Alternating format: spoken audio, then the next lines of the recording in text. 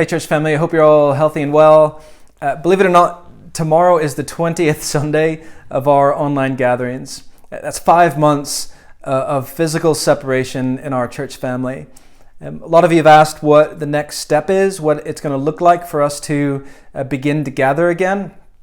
Especially most of you have seen the NI Executive have given churches specifically guidelines for gathering again. So let me just remind you the three markers that we've been looking at as we have been talking and thinking about what it looks like for our church to gather again. Firstly, we want to be lawful. We want to operate within the guidelines that our government have given us. Secondly, we want to make sure that it's safe to gather. So we want to be part of the solution of this pandemic, not part of the problem. We want less people getting sick, not more people getting sick. So we want to make sure that it's safe to gather. And really, thirdly, is we want to ask, is it practical to gather again? And really, that's going to be a question that's specific to our church family. There's different sizes of churches, different demographic makeups of churches. So, what is it practical for Village Church, specifically the size that we are, the demographic that we are, to gather again in a safe way? It is operating within the guidelines that our government has given us. The guidelines say that from this Sunday, churches are able to begin to gather again. We're not obviously gathering tomorrow. But we do feel like we're ready to begin to gather from next Sunday, the 12th. What I mean by begin to gather again, if you're anything like me, especially at the beginning of being locked down and separated, the confusion and the kind of fear that came with that, I had this idealized version of what it was going to be like to first gather again with the church. And in my mind, it was this amazing celebration of people gathered together, hugging, embracing each other, greeting each other with that holy kiss, singing loads of songs. Let me just say, it's not going to be like what was in my head. The times of things being careful and kind of awkward are not over yet. So when we gather together again, we're going to do it in the safest, the wisest way, and we've implemented some safeguards that we're going to kind of operate within for the time being until we can move into the next a little bit more kind of freedom in that. So this video is specifically for our East congregation. So if you're part of Village South, you'll get a video also from Andrew. Even our two congregations, although we're one church family, we're different sizes, so we're going to do things slightly differently. So this is for what it's going to look like for Village East to begin to gather again. Like I said, next Sunday we're actually going to move from one Sunday gathering to two. So instead of a 10:30 gathering, we're going to have a 9:30 a.m. gathering and an 11:30 a.m. gathering. The purpose of that is to basically to thin the crowd a little bit, and we've taken seats out. We've gotten our measuring sticks out, and to make sure we're properly kind of socially distanced, and so we need to thin that crowd out a bit. So we're going to do two gatherings, 9:30 and 11:30. The other extremely weird thing that you're going to experience is we're going to do a online registration for both of those gatherings. We've figured out our safe capacity in each of those gatherings, and so we're going to have a registration to make sure we're within those limits. So the week leading up to that Sunday, you can go on to villagebelfast.com, choose either the 9:30 or the 11:30 gathering and register so we can make sure our numbers are okay and we don't go over.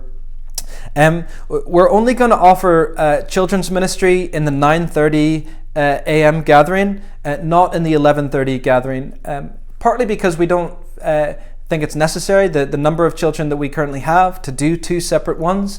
And we also want to make sure our leaders are as safe as possible. We're so thankful that children don't seem to be as susceptible to this virus, but we still want to make sure they're as safe as possible. But we really want to make sure as well that our volunteers and our adults that are involved are as safe as possible. So if you're a parent you can register for that 9:30 gathering for that will offer children's ministry.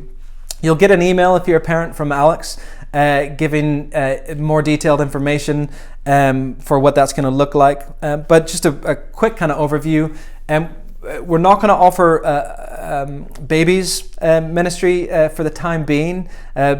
Babies need to be held. They need their nappies to be changed. They need to be fed with snacks and things like this. There's dummies involved, so we're just not able to do that at the minute. So we're not going to be offering baby care for the near future. So if you have a child from 0 to 3 years old, they're going to have to remain with you for the time being. We are going to have a family room that's available, so that's kind of separate from our auditorium. So if you need to go in there with a rowdy child, that's available for you. The registration is going to be for your children as well, though. So there's going to be a few different options. So if you have a 0 to 3 year old, you'll register for them. There's going to be registration for a 4 to 6 year old, and then a 7 to 10 year old. So those two groups, 4 to 6 and 7 to 10, we're going to have two groups of children's ministry for them. We're going to ask you to, when you come in as a family, to keep your children with you when you go to sit down. If they're small enough, just keep them on your knee for a little while. And then one of our volunteers is actually going to come up to the auditorium and call for those two groups to go down separately. We're avoiding any non-volunteer adults to go down into the kids' space. We want to keep that as kind of safe and distance as possible. So if at all possible, we're not going to have any parents down in that area. We will collect your kids and get them to you afterwards. But again, Alex is going to give more information on that. Just some instructions for everyone for when and how to come to the gathering. Our doors are going to open 15 minutes before that gathering begins. So for the 9:30 gathering, the doors will open at 9:15. For the 10:30 gathering, they'll open at 11:15. We think that's plenty enough time to get everyone in to their seats. We're all used to the socially distanced queuing as you enter all of the shops and Tesco and things like that. If we need to do that, if there's a bit of a crowd outside, then we'll socially distance queue. It's going to be awkward for church, but we want to again be as safe as possible. And there's going to be a welcome person at the door greeting you, and they're going to point out to you. There's going to be two separate hand sanitization stations for everyone to avail of when they come in. So parents, children, just have a quick sanitize of your hands as you come in. And then there's going to be an usher that's going to usher you to your seat. We're gonna we've set up the chairs to be socially distanced, and someone's going to show you where to seat. We're going to seat everyone from the beginning to the back, from the front to the back. So just expect that and kind of be patient as we figure that out, especially on our first gathering. There's going to be a wiping down and a cleaning of all the hard surfaces between the two gatherings. And for leaving the gathering, we're just going to dismiss people by row as well, and do that just kind of immediately after the service is finished. Our people love being together. Normally after our gathering, it could be an hour later and people are still chatting away. You can still do that outside in a safe way, but we'll kind of dismiss right after the gathering, especially for the cleaning in between the services to be able to take place. So those are some of the instructions on coming and leaving the gathering. Just encourage you to be on time. That's a good habit to get into in general, but we'll figure it out as we kind of go. For the gathering itself, just to know what to expect. You can expect a shorter gathering as well. For the time being, we're aiming for about an hour service. Another really odd thing that we're going to do is ask you to bring a mask or face covering for our singing time. The singing time is the one point, I guess, in the gathering that scientists and analysts have said will be the higher risk. So normally we do a lot of singing in our gatherings at the beginning, after a call to worship, and at the end. We're only going to do 2 songs at the very end of the gathering. And we're going to ask you to use a face covering for that. It's going to be weird, but we're going to get through it together and do it out of love for one another. So we'll sing at the end, and then we'll be able to leave from there.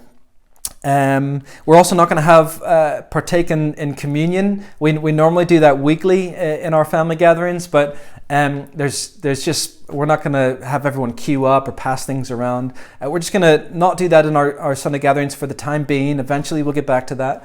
For the time being, we're going to encourage you to do that within your missional communities, though, as you gather in one another's gardens or homes, to partake of the Lord's Supper in that way. We're also not going to be passing around giving plates and things like that.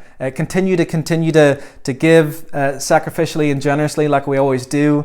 There'll be a giving box at the back. Most of you give online anyways, and just continue to encourage you to continue to do that. I think that's pretty much it for what the gathering is going to actually look like.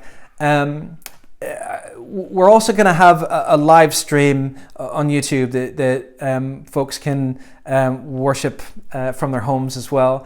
For anyone who will be quarantined, you might be unwell. Encourage you to not come if you're not feeling well. If you have any symptoms, stay at home. Tune into the live stream. Some of you are still maybe shielding. Some of you have higher at risk family members, and that's fine. If you're not able to make it, be at home. You can search for our YouTube channel. It's Village Church Belfast, and there'll be a live stream for both of the gatherings, 9:30 and 11:30, for you to continue to join in and worship with us from your home. I think that is the gist of it. Just want to encourage everyone to continue to practice Romans 12 throughout this next while, always, but especially now. In Romans 12, Paul reminds us that we are actually members of one another, that through Jesus, what he's accomplished on the cross, that he actually has made us family members, that we are members of one body now, and that we belong to one another. And he says in Romans 12:9, he says, "Let love be genuine." Love that's genuine is a love that doesn't pass judgment. It's a love that's patient. It's a love that bears one another's burdens. It's a love that maybe sees someone doing things, someone else in a different way, and doesn't pass judgment on them. We want to be genuine in our love and patient with one another, and show a lot of grace during this period. Looking forward to seeing everyone again on a Sunday, even though it'll be strange and a little bit awkward, and you might not see everyone if you're in different gatherings, but Jesus is continuing to build his church no matter what, and we have a lot of expectation and a lot of hope for him to continue to do that. So any questions, you can get in touch with us as well, info@villagebelfast.com, or one of our personal emails. Everyone should have those. So much love, grace and peace to you all, and hopefully see you all soon.